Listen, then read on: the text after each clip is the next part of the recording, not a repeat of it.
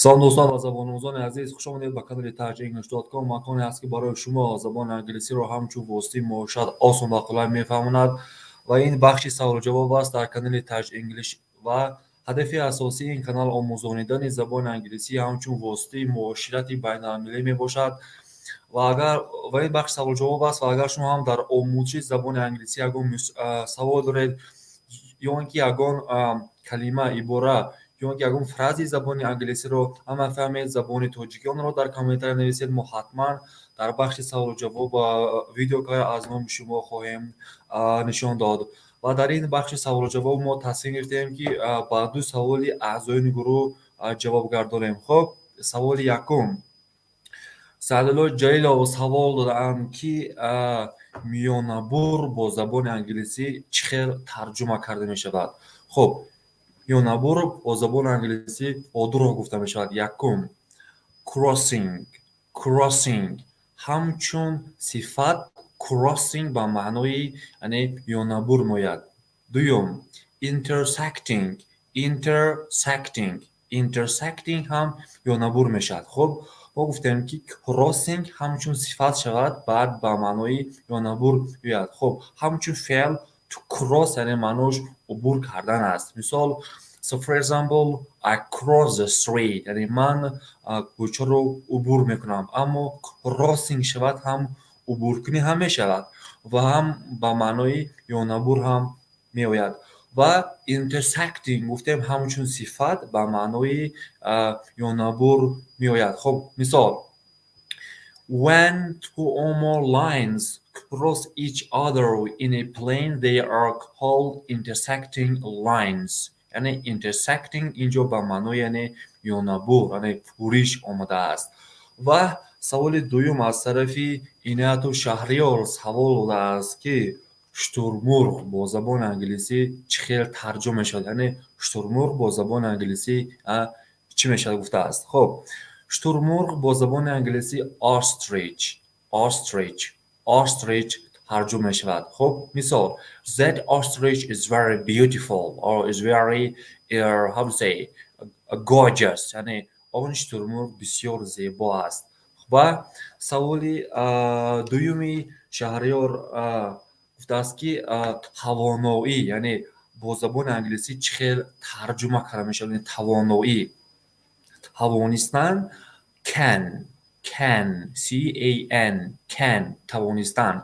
توانایی هم can ترجمه شود با چی؟ با زبان انگلیسی can، can توانستن و توانایی. خب مثال I can run، I can jump، I can swim or I can speak English. یعنی اینجا به معنای توانایی اومده است. یعنی توانایی can رو ما در دو حالت استفاده کنیم.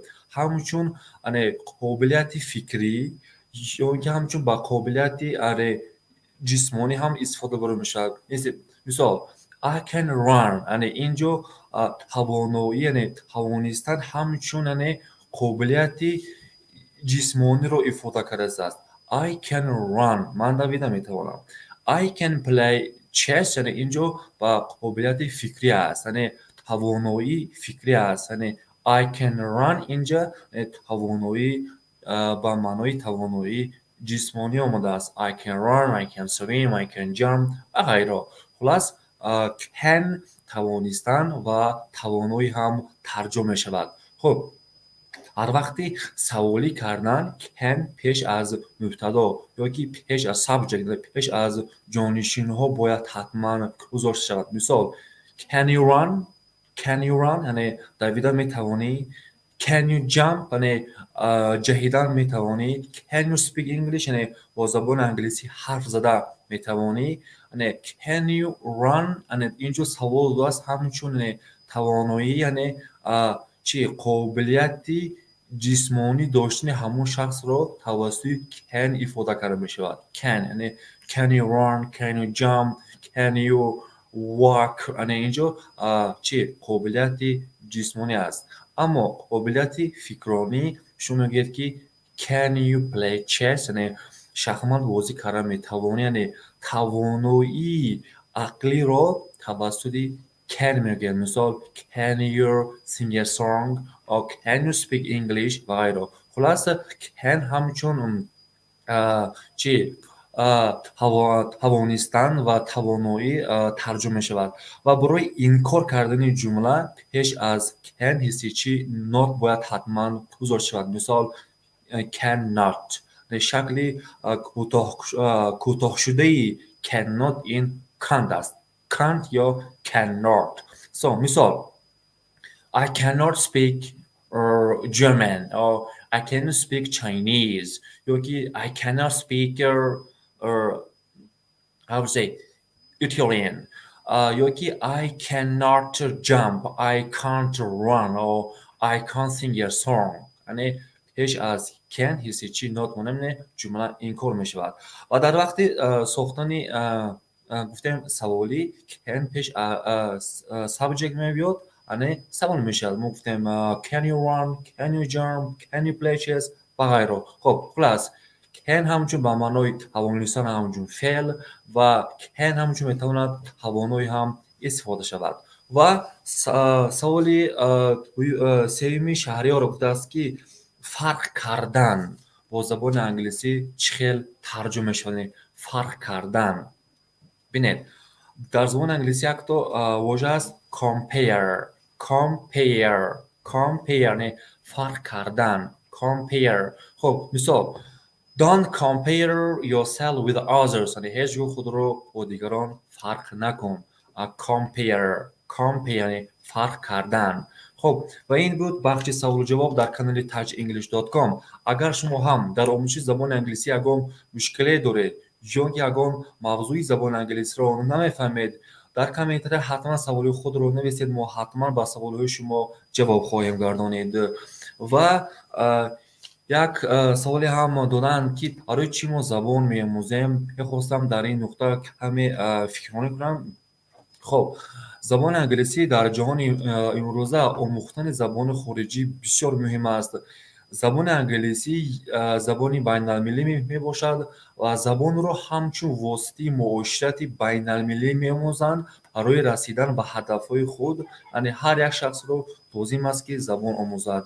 خب برای که متخصصی سطحی بین المللی شدن یعنی در بازار مهنت جوابگو شدن هر یک انسان رو چی لازم است که زبان آموزد. خب مثال شما یعنی هدف دارید، مقصد دارید، نقشه دارید، برای رسیدن به همین هدف و نقشه خود شما به زبان انگلیسی لازم است. یعنی شما زبان رو می‌آموزید و به هدف خود یعنی نائل می‌شوید. خلاص زبان رو همچون واسطه معاشرت بین المللی چی می‌آموزند برای رسیدن به هدف‌های خود و نقشه‌های خود.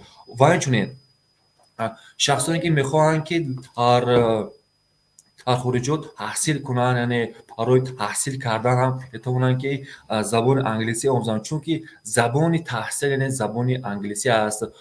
و همچنین باز زبان رو با آن خاطر می‌آموزند که برای سیاحت، برای چی گفتیم تحصیل در خارجه، برای متخصصی سطحی بین المللی شدن و در بازار مهنت جوابگو بودن همچون زبان می‌آموزند. و همچنین برای چی تماشای فیلم، برای تماشای کنسرت و همچنین برای خواندن چی گازت و مجله و یعنی خواندن هم یعنی برای خواندن ادبیات انگلیس هم زبان انگلیسی بسیار کمک می‌رساند.